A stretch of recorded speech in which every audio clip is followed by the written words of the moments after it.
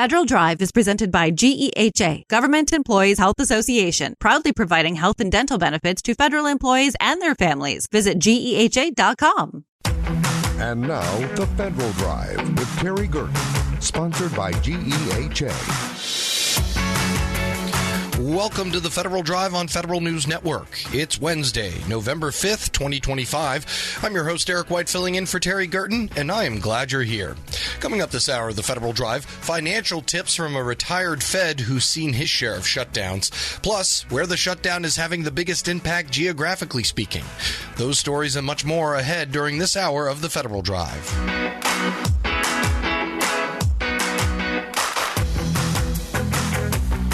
We begin with this. The vast majority of employees at the Department of Veterans Affairs are still working during the government shutdown, and most are being paid on time through advanced appropriations. Even so, tens of thousands of VA employees are not getting paid right now because they're either furloughed or working without pay. Veteran service organizations say that the shutdown has also limited their services to veterans. Federal News Network's Jory Heckman's been covering all this, and he joins us now. Jory, welcome. Hey, Eric. So what's the deal with the VA? Who is being impacted? We've seen a couple statements come out of the department. What else is really going on over there? Yeah, so VA's not typically an agency you hear a lot about during a government shutdown because a lot of what they do continues during a shutdown. They're really not impacted. About 97% of VA employees keep working like there's nothing going on, like it never even happened. But there are pockets of the VA that are really significantly impacted, like so much of the federal workforce here. And the VA is getting to the point where they are now signaling concern and they're calling for an end to the shutdown because of these employees, because they are impacted and they are furloughed or working without pay. Let me give you an example here. The Veterans Benefits Administration, they have about 15,000 claims processors and finance center employees who are not being paid right now. About half of VBA's workforce are accepted, meaning they're working without pay. The work is getting done, but they are not getting those paychecks on time. And it's raising concern, and VA's benefits functions more broadly are being impacted. The VA said that it's in the process of permanently closing a regional office in the Philippines, in Manila, because the authority to keep that office open expired when Congress didn't pass any kind of appropriations bill on September 30th. That's when the authorization to keep that office open also expired. And right. VA more broadly is saying that they're looking at 37,000 of its employees either furloughed or working without pay at this point. That's a big number when you look at that just in a vacuum, but VA has more than 400,000 employees, so it is a small overall fraction of its workforce. All right, so that's some of the workforce numbers and facilities numbers, obviously. What actual services are being impacted by the shutdown? Because with numbers like that, I got to imagine it's both in medical care and in benefits. Yeah, it's really more heavily on the benefit side of things, the things that are not happening right now. The VA says that currently more than 900,000 veterans are unable to get help from the GI Bill hotline, which is not staffed during the shutdown, and more than 100,000 veterans can't get counseling or case management services from the Veteran Readiness and Employment Program. That includes job training, that includes independent living programs for veterans with service-connected disabilities, and they're looking actually at a backlog of about 62,000 applications for that program that the VA says is growing by the day. One other thing that's worth highlighting here is that active duty service members who are leaving the military and they're going to be transitioning to civilian life, they are not able to tap into VA transition briefings as well because those services are also impacted during the shutdown. All right. And so what continues to operate at the VA during the shutdown, whether or not it's being funded or unfunded? Yeah, so it's important to point out that VA's healthcare operations are not impacted by the shutdown. All of its medical centers, all of its outpatient facilities and vet centers, which provide community-based counseling, they all remain open and they all are operating normally because the VA, for its healthcare operations, they receive advanced funding from Congress. They're appropriated a year in advance specifically to not be impacted by a shutdown if and when it occurs. We're talking here with Federal News Network reporter Jory Heckman. So it was the veteran services organizations that are starting to raise the alarm bells, so to speak. What are they saying about all of this going on? Yeah, there's a couple of veteran service organizations that spoke before a hearing of the Senate VA committee, and they told lawmakers that they are also being impacted by the shutdown. Some of these VSOs, they have office space within some of these VA regional office buildings, and that they are having limited access to those offices during the shutdown. I'll give you one example here. The Veterans of Foreign Wars Executive Director, Ryan Galuzzi, he said that VFW representatives can perform most of their tasks remotely, but they haven't been able to get weeks of mail in their VA offices, and he says that it potentially leaves thousands of veterans without timely support from his organization. As we speak, the government shutdown disrupts our work as critical deadlines approach. Veterans can't afford to wait. We must reopen the government to avoid unnecessary pain and hardship for our defenders. And that, again, is Ryan Galuzzi, the VFW Executive Director. I also heard from John Retzker. He also told lawmakers that the Disabled American Veterans, his organization, he says that they have also not been able to go in and regularly check the mail. And he says that, again, his organization, pretty telework friendly. They are able to handle most of their services to veterans remotely, but there are concerns about PII, about taking mail outside of these facilities. And he says it does make it harder for his organization to get the work done. But the thing is, it really drives a wedge in our process because within the VA regional office, we have the capacity of technology and the resources to do secure work. And we're very disappointed, and we hope that the VA will open back up for all organizations that are accredited in there, because this is the first time in any shutdown that we are actually not allowed to stay in. It's John Retzer, Deputy National Legislative Director for Disabled American Veterans. And did the VA have anything to say in response to the concerns that were from these VSOs? Yeah, I heard from VA's press secretary on this. He says that VSO representatives still can be in these buildings when they are representing a veteran at an in-person Board of Veterans Appeals hearing, and that these VSOs also have about 30 minutes each day to access mail rooms so they can pick up any mail that they've received. So there is access to these buildings, but VSOs say that access is limited and that doesn't always give them the opportunity to get everything that they need from those buildings. VA, however, says that they're doing what they can to make sure that they're able to get in there and get what they need.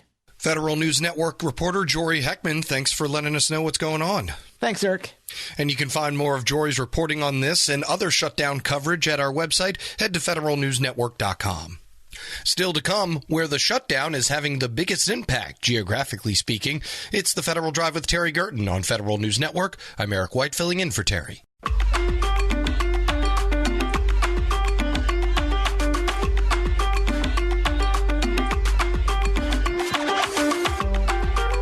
Welcome back to the Federal Drive with Terry Gerton on Federal News Network. I'm Eric White, filling in for Terry. With the 11th shutdown of the U.S. government since 1976 underway, the economic ramifications are being felt all over. For some analysis on some of the most affected areas, we welcome to the program Chip Lupo, an analyst with Wallet Hub. Chip, thank you so much for joining us. Oh, my pleasure, Eric. Good to be with you.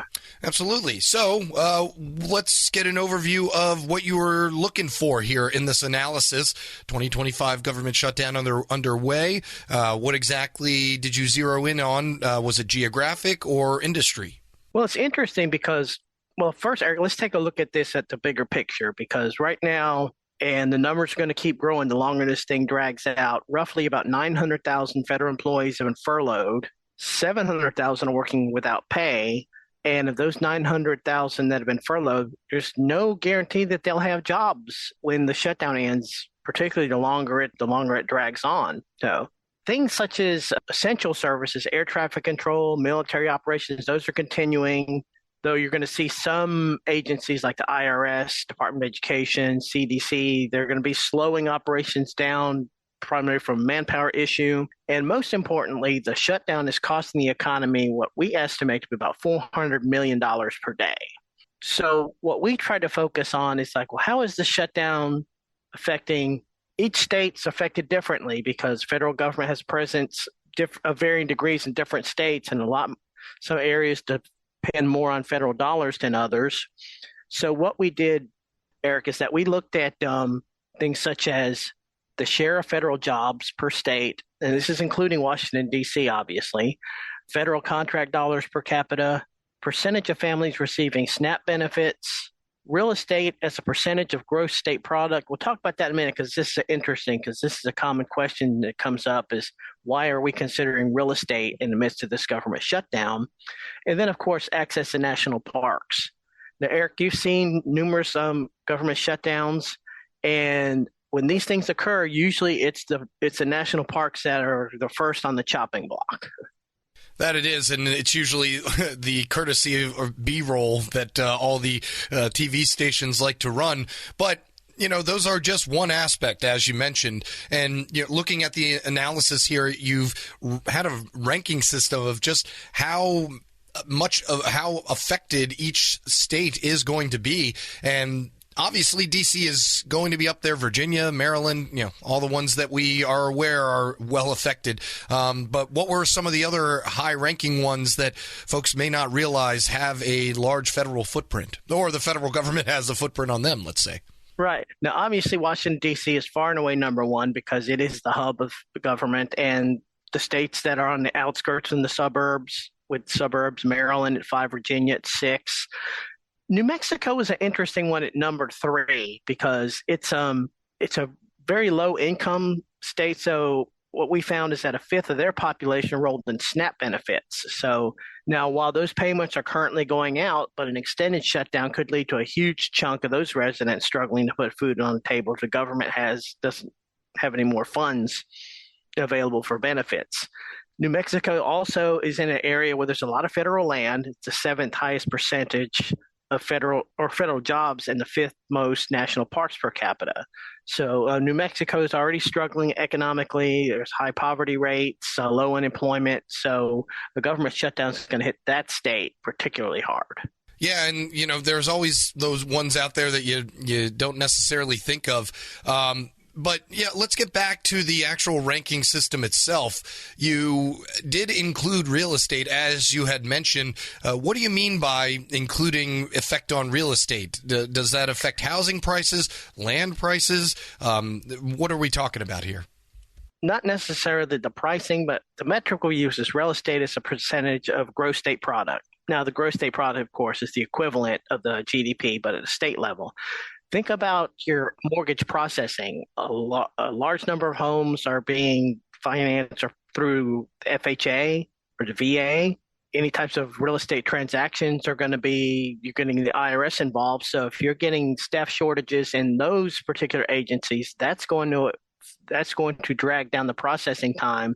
And I don't know, Eric, if you've closed on a house anytime soon, but the process is long enough as it is. And if you've got federal agencies involved with an extended shutdown, that could take even longer.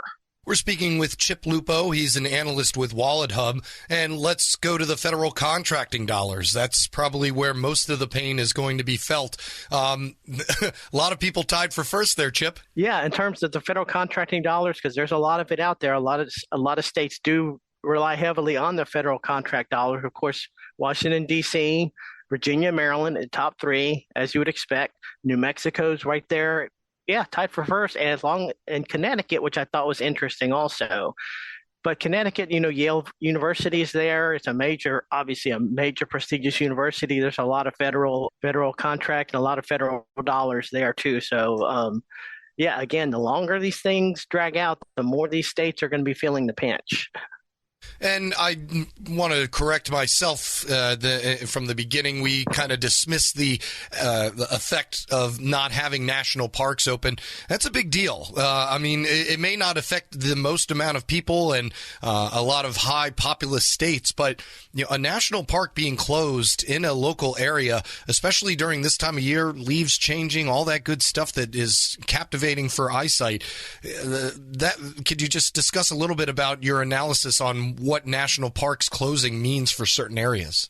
Right. Now, we're talking about access to national parks. Now, the first thing in a shutdown that people tend to think of is the workforce, how much the workforce is going to be cut, and if a lot of these people who are furloughed, if they'll have jobs when the shutdown ends. But yeah, the tourist aspect of it, in a lot of these states, particularly some of these low-income states, a lot of these rural, sparsely populated states do rely heavily on tourism.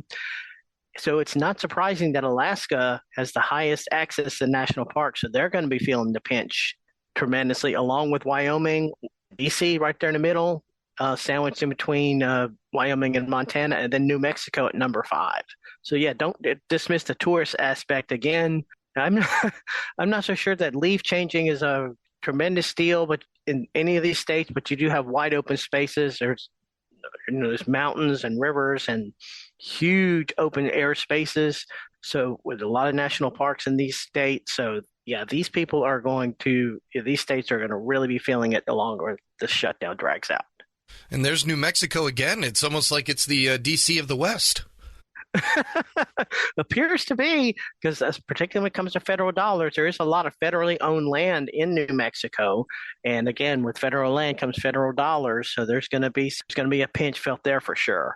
And when you say that this is costing the economy $400 million per day, that's a phrase that is used by analysts like yourself. What does that actually mean, dollars to donuts? When an economy is losing $400 million a day, that entails what?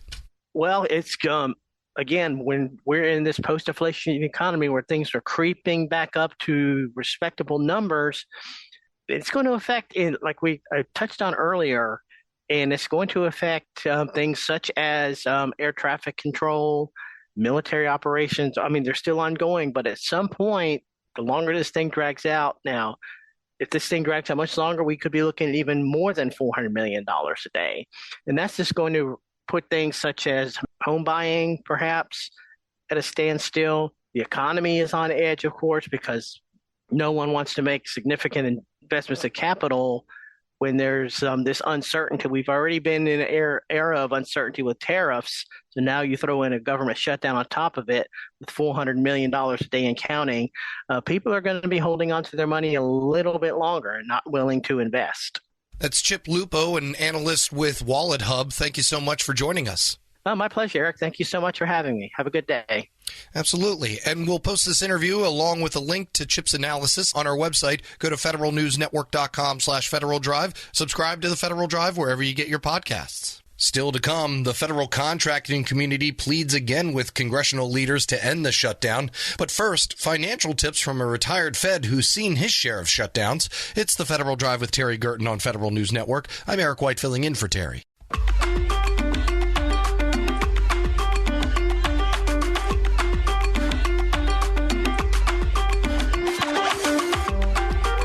Welcome back to the Federal Drive with Terry Gerton on Federal News Network. I'm Eric White filling in for Terry. Well, here we are again, a government shutdown that does not appear to be ending anytime soon, and financial strain is abound. With many employees furloughed or even being laid off due to the shutdown, they're looking at all options to pay their bills. We thought we'd speak with someone who's been down this road before and can give some tips on getting through it. We welcome back to the program Abe Grungold, former federal employee and founder of AG Financial Services. Abe, good to talk to you again. Thank you for having me on today, Eric. Of course. So, it's important to have people like yourself on. This is another government shutdown. It seems as if they're popping up now every 2 to 3 years. I'm sure we've talked to you in the past or in the last one. What are your thoughts surrounding this one, and how can folks get through it? Well, unfortunately, during my federal career, I went through 6 federal shutdowns. 1 under Bush Sr., 2 under Clinton, 1 under Obama, and 2 under the Trump administration. So, yes, it's a very stressful time. And there are some things that federal employees can do. I have tried all of these tips, so I'm just not pulling them out of a book somewhere. The number one thing is if you can tap into any cash reserves that you have saved up, that is very important, or even cash in a federal savings bond that may have come your way in past years. So those are 2 good sources of income. The other thing is it is very important to eliminate all unnecessary spending. And what that means is you don't buy that Starbucks coffee, you don't have lunch with friends, you don't have dinner with your friends. And if even necessary, you should eliminate some other expenses like your streaming services. You may have more than one streaming service for entertainment, and it's a good idea to shut those off.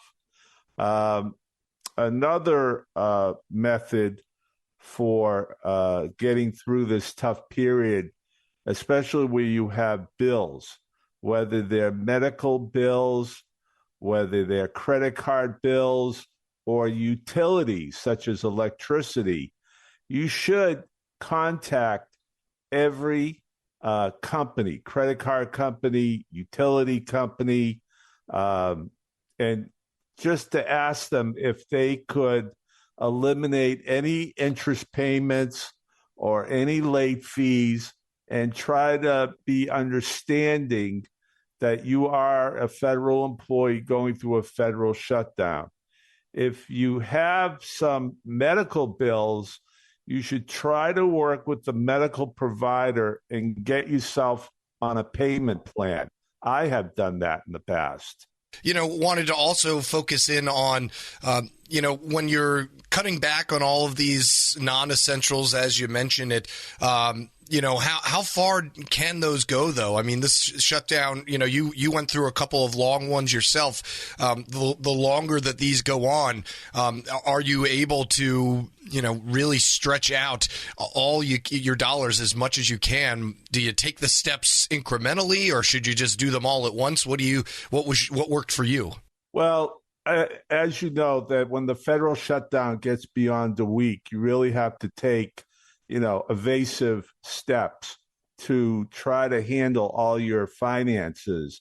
And after a week, you should be calling your credit card company, your mortgage company, utilities company, and let them know that this federal shutdown is going to affect you and you're going to have trouble making your monthly payments.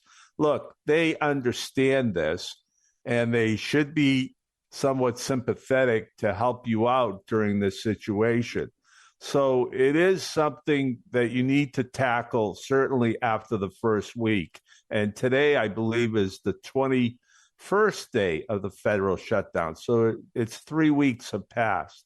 And it's something that you really have to chip away every day at figuring out how to save money. And it's not easy. Even something that I had done was start cleaning out a closet and try selling some things in a yard sale. I would clean out my garage and sell things that I haven't used and have a yard sale or sell them on eBay, Craigslist to try to generate a few $100s here and there. That will help you with your groceries and paying your fuel for your gas tank. You have to work at it really every day to figure ways out. Another good way to find some money is that gold today is selling for $4,300 an ounce. Go through your jewelry. Maybe you have some broken pieces or old jewelry that you don't use anymore or wear, and try to cash those in as well. So there are a few things you can do, and you really have to pay attention to constantly work at it. We're speaking with Abe Grungold here of AG Financial. All right, so let's push the clock forward, hopefully not too far ahead, and let's say the shutdown's over. Who knows where the dust is going to settle with the RIFs that have been issued during this shutdown process. But say you're not RIFed and you're back in the office, seeing RIFs thrown out in that manner may hang over your head a little bit while you're working, especially if you were one of those furloughed employees deemed non-essential, worrying that you could possibly be next at your agency. Is there anything you can do to have a plan in place just in case you do receive a RIF notice in the mail? Well, it's funny that you mentioned the RIF. I'm now recalling back in the 90s during the Clinton administration, my office was a very small office. We had about 10 or 15 people, and there was a lot of talk about riffing, closing the office, reduction in force, and moving the staff to the regional office. And I remember there was an office in Florida that was closed, and employees had to move to the Atlanta office. But fortunately, my office in Boston did not close, but there was the threat of it closing. So what I had done was I started looking at some career opportunities outside of the federal government. I hate to say it, but I took the policeman's exam, and a coworker of mine, we started going through the process of becoming police officers. And it was just something that we could do to sort of give the control back to us. And he and I also had a plan that if they were going to close the office and we were going to have to relocate to New York City, he and I were going to be roommates. So, we were going to get an apartment in New York and do whatever we have to do to keep our federal jobs. So, you have to start thinking along these lines. What are your alternatives? And it's not easy, but there are some things that you can try to do to sort of alleviate a lot of the stress of a RIF. And also, while the government is shut down, and while I have you, let's turn to those that are out of federal service, with the federal retirees not getting those cost of living adjustments anytime soon, since don't really have any data that is able to back up giving one. What are you telling folks who come to you speaking about, hey, what do I do if I'm starting to fall behind, even though my checks are still coming in? Well, cost of living adjustments are always a question mark, and they're not really approved until closer to the beginning of the year. There are, moments where there are proposed cost of living adjustments, and they're always lowered, and once upon a time, they're increased. So that is something that you really can't count on. What you can count on is that during a federal furlough, you are going to receive your annuity from the government. You are going to receive your TSP withdrawal if you're making one from the government, and you are going to receive Social Security. So those are the three-legged stool that you are counting on as a federal retiree. That's what I count on as a federal retiree. I know that those three things are coming in, and the small cost of living adjustment just doesn't seem to be a concern of mine because it's a question mark what that amount will be. Abe Grungold with AG Financial Services. Thank you as always. Thank you for having me on, Eric. And you can find this interview on our website. Head to federalnewsnetwork.com/Federal Drive. Subscribe to the Federal Drive wherever you get your podcasts. Still to come, federal contractors are pleading with congressional leaders to end the government shutdown. It's the Federal Drive with Terry Gerton on Federal News Network. I'm Eric White filling in for Terry.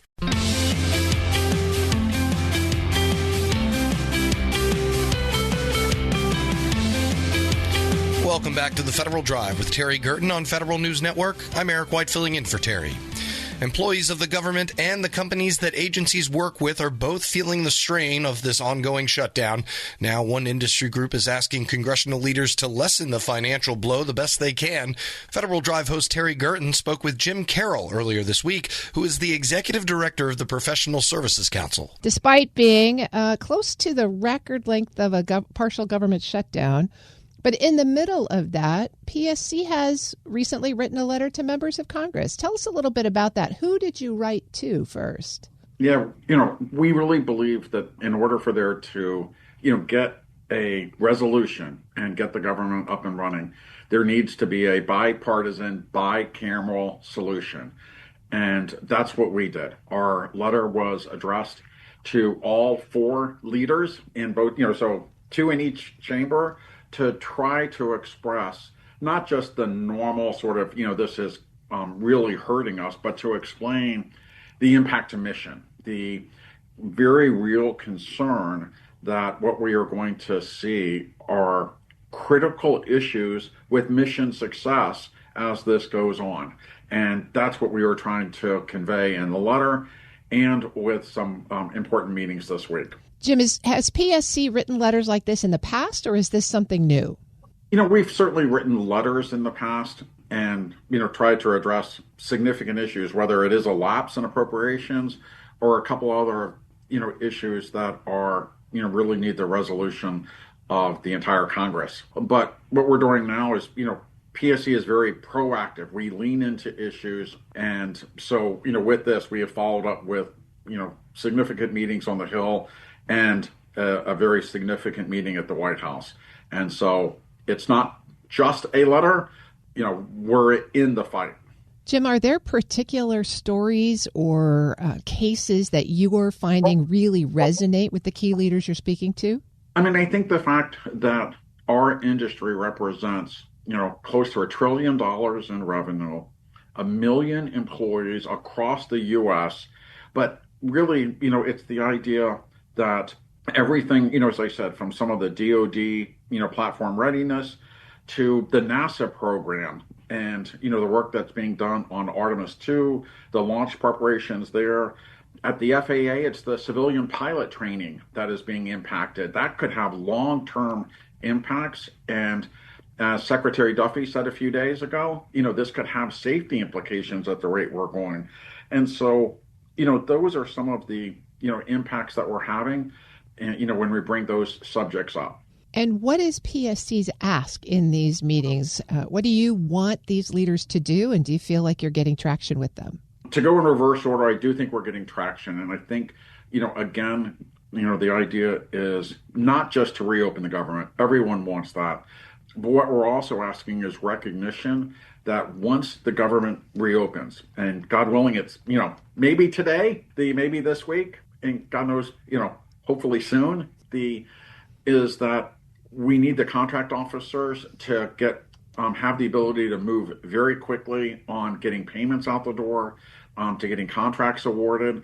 And, that's the best way to sort of overcome some of the lag that is destined to happen. And of course, we do believe that our federal contractors need this reimbursement as well. They're innocent, just like the federal government workers are innocent and, not involved in this. And, they should not be, denied the appropriate salaries that federal government workers will, God willing, get. And so that's what we're trying to convey. We're also, of course, want Jaden Daniels to get better soon from, the horrific injury last weekend. And so, but we're not making much progress on that. I'm not sure that's anything Congress can help you with. Maybe not, Cherry. I'm speaking with Jim Carroll. He's the executive director of the Professional Services Council. So, Jim, also in the midst of this appropriation lapse, we'll use that language, you all held a defense conference. How did that go? Did you get much participation, and kind of what was the mood? First off, it was a great defense conference. We had over 150 attendees. It was, one of the largest attended events on the defense side that we have had. And, despite some government workers not able to participate, we had a lot of former government workers who just left, in January of this year, come back and talk about their experiences and really, sort of explain how best to work in this new world, not only of, what might be a revolutionary FAR, but really on the mission. What's happening in AI and what is happening with this new technology. We had multiple members of Congress come, and again, bipartisan. The members of Congress who we sincerely work with are those who understand the value that our members bring. And it's not based on politics.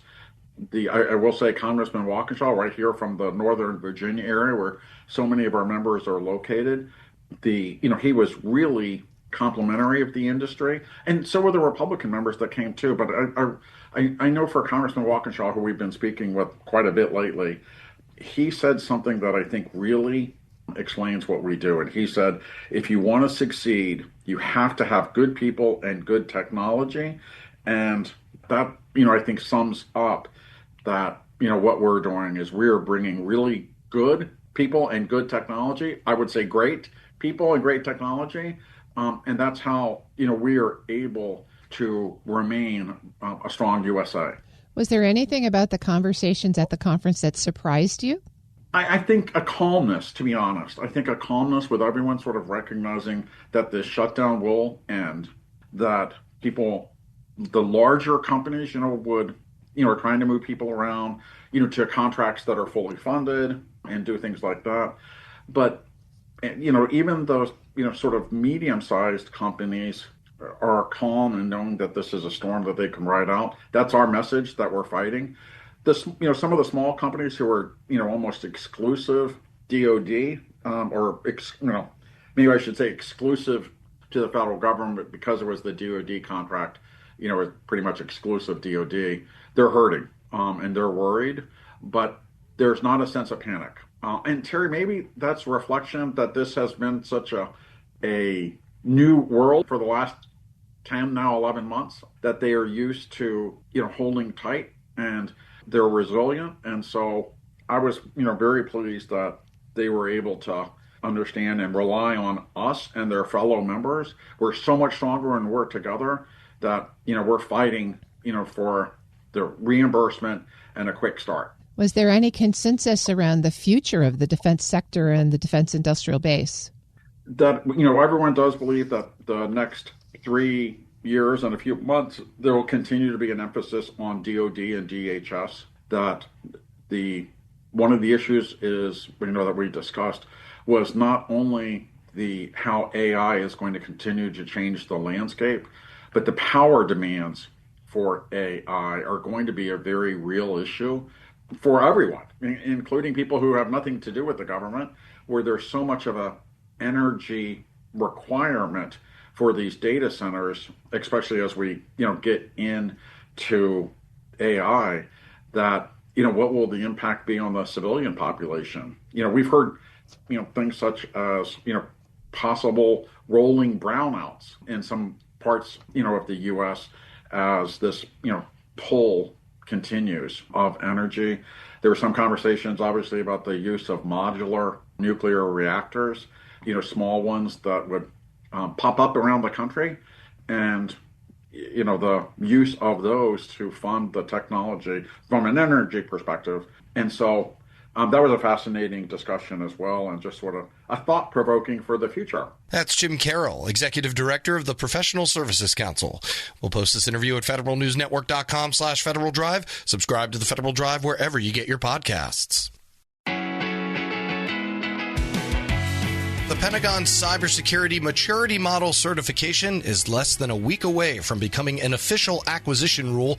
Now the Defense Department's lead small business office is polling companies about their readiness to meet the CMMC requirements. For more on CMMC finally becoming a reality, Federal News Network's Justin Doubleday joins me. Justin, how you doing? Doing well, Eric. Thanks. All right. So CMMC, it's been coming for a while now. I really kind of lost track, to be honest, how long we've been talking about this. But the CMMC acquisition rule is just days away from going live. Why is the Pentagon reaching out to small businesses right now? Well, to be fair, the Pentagon has been engaging with industry for a while on this rule. As you alluded to, this is many years in the making. And on November 10th, the CMMC acquisition rule becomes final. It becomes effective after it was published earlier this fall. Now, the Defense Department's Office of Small Business Programs is just doing a what they call a pulse survey to get some idea of where small companies are in terms of their CMMC readiness. Now, CMMC, of course, is a certification program to ensure that contractors are following existing cybersecurity standards that the Pentagon maintains they should be following in the first place. But as we know, many companies may have been lagging on that. And the certification process is no small thing in and of itself. It costs money. It requires some preparation as well. So DoD's Office of Small Business Programs with this survey is probably just trying to get out there and understand how they can better tailor some of their resources and guidance for small businesses that will now have to comply with CMMC going forward. In covering this for such a long time, businesses knew it was coming along. What have been some of the concerns that small businesses have laid out from the beginning and are still facing even now, days away from implementation? Well, first and foremost, there is the cost of CMMC. And, in one respect, there is the cost of simply improving your cybersecurity to the standard that is already required. And as we know, through public reporting of different breaches and things like that, we know that many businesses have not been complying with or fully complying with those cybersecurity standards for various reasons. Now, Pentagon officials would say that's not the cost of CMMC itself. CMMC is just the certification of those requirements that you should have been following in the first place. But as I mentioned, that has a cost too. It can cost, many thousands of dollars to get your program ready for a certification to begin with. Now, there's good news for companies here. For the first year of this being effective, the Pentagon is not going to require, for the most part, third-party certification, which is really the kind of more arduous part of the CMMC process. The first year will mostly involve self-assessments where companies simply just attest that they are indeed meeting these cybersecurity requirements. Now, that should not be done lightly because you bring in the False Claims Act and things like that if you are not being truthful. But this first year is really sort of a ramp up for companies to get ready for what will be third-party certification requirements over the next couple of years that start to roll out. And we have to ask it. I mean, will the shutdown have any impact on the start date for these new requirements, or, just being available to answer questions the first day that businesses have to comply? What's the deal there? Well, the acquisition rule will still go into effect on November 10th. So the shutdown is not going to alter that clock at all. What the shutdown will affect is really the fact that contracting officers and acquisition officials, many of them are furloughed right now across the Defense Department. And so they won't be able to answer questions about CMMC or, check whether contractors are indeed uploading these things into DoD's database, these self-assessments when they're required into the database. So it's a very much a soft launch of the program, especially with the shutdown happening. But the rule is still going to be official next week. Matt Travis is the chief executive of the cyber accreditation body, and he spoke a little bit about the shutdown impacts and this long journey that CMMC has been on last week at a conference outside of Washington, D.C. Rulemaking as it is has taken literally almost 3.5 years to get through. So, I've spent the last several years trying to keep everyone interested in it. Obviously, you need to pay attention, but now I'm really serious. You really do need to pay attention now, even though that might have been the case a couple of years ago. Even if the government shut down, the rule enters into effect, there won't be any contracting officers to enforce it at the time. But CMMC is here. And that's Matt Travis, Chief Executive of the Cyber Accreditation Body. We're talking here with Federal News Network cybersecurity reporter Justin Doubleday. How ready is CMMC itself for the launch? Obviously, new rules and guidelines are only going to be as effective as enforcing them, right? Yeah, that's right. The Pentagon has put out a lot of guidance. I mean, they put a ton of effort into this rulemaking process that took several years to get through, and really dotting all their I's and crossing their T's with that. And now the big question is, how ready is industry to comply?